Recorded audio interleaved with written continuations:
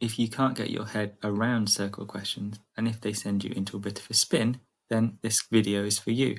This question tells us that this circle with the equation given on the screen has a radius 1, and we need to find the two possible values of the constant k. When I look at this question, I immediately think the x squared and the x are separated, and the y squared and the y are separated.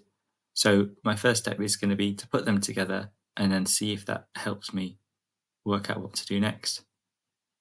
So if I separate them like this, when you see x squared minus 4x on the left there, that should make you think, oh, you might want to complete the square. So I'm going to complete the square. I'm going to write down x on its own. I'm going to half minus 4 to get minus 2, stick it in the bracket and square it. Then I need to subtract, always subtract what's in the middle squared. So that's just 4. I'm going to do exactly the same thing for the next bracket, but this one's a bit harder because it's in terms of k.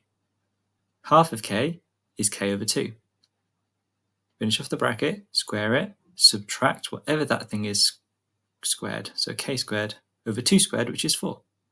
And then I'm going to add 12 on the end.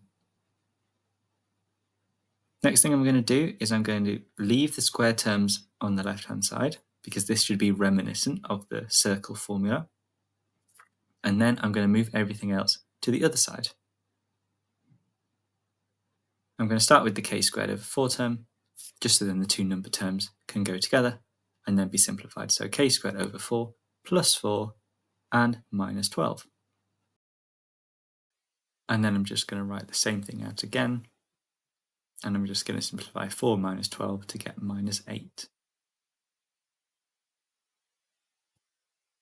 So as I say, it should look like a circle equation, but I'm just going to write it. This is the general form of a circle equation, just so we can compare.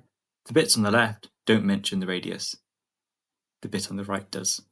So that radius squared, r squared, should be the same as what's written above it, k squared over 4 divided by 8.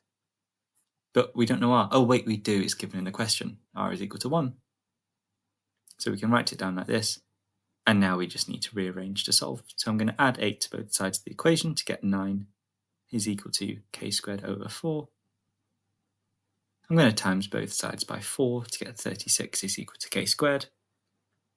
And I'm going to square root it.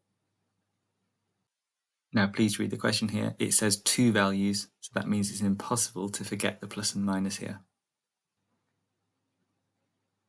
And here's 2 more.